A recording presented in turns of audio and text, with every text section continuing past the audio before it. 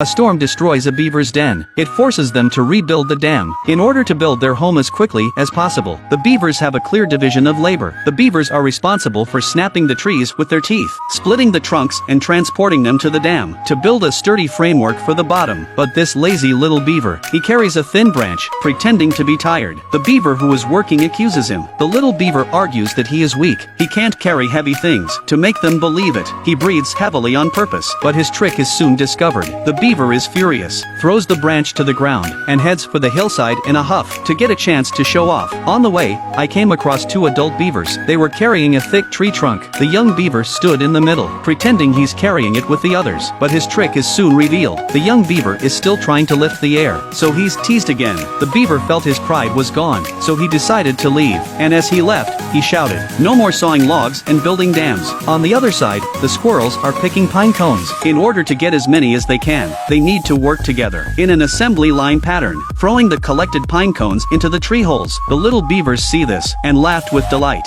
Three little squirrels jumped down in confusion and asked why he was so happy. The little beaver said he envied the squirrels for living in the trees, unlike them who have to build dams every day. The beaver wanted to teach him how to live in a tree. The kindly squirrel happily agreed and took him to practice his tree climbing routine. But just then, a fox came sniffing around. It observed and pounced on the squirrel. The squirrel was so scared that he climbed up the tree. At the same time, the hounds hear the shouts and come after them. The little beaver is pulled by the squirrels to the branch, but he's still hanging in the air. Just as he was about to fall, the hounds are coming after him. The fox had to leave first. The beaver also fell out of the tree and fainted. The squirrels examined his body. They thought he was just stunned, so they spread some water to wake him up. Looking at the awakened beaver, Squirrel explains what just happened. He should have jumped on the branch. The beaver has to push them away and says it's a dangerous way to live, and he's not going to learn it again. It continues deeper into the forest. He's still scared of what he's just seen. Suddenly, he hears a noise in the distance. It was a hedgehog harvesting wild fruits. The little beaver is curious and walks towards it. Because he was too fascinated, he accidentally broke a branch and fell down.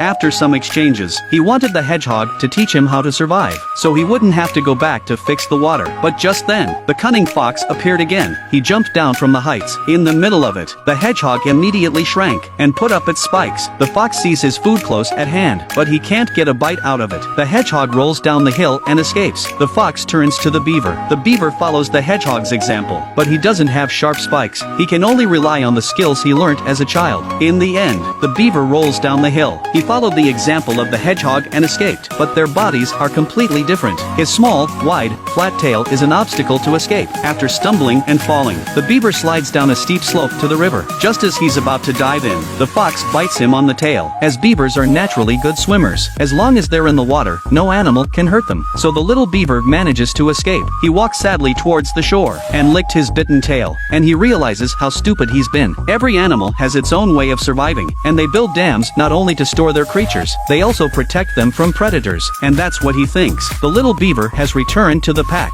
He didn't care what the others once thought. He just kept his head down and picked up the poles and put it in the right place, and runs to the two beavers who are carrying it and quietly contributes to them. Seeing that the beavers are trying to help them, so they slowly moved away from the trunk and leave it to him. The beaver took the heavy log with his hands on his hips and takes each step with great difficulty. The other beavers were a bit surprised to see this. The lazy, fantasy beaver had changed completely. Just when the group praised him, careful beavers noticed his broken tail. The beaver told him not to worry too much. That's the price of its growth. From now on, he'll make the strongest dams and be the best architect ever.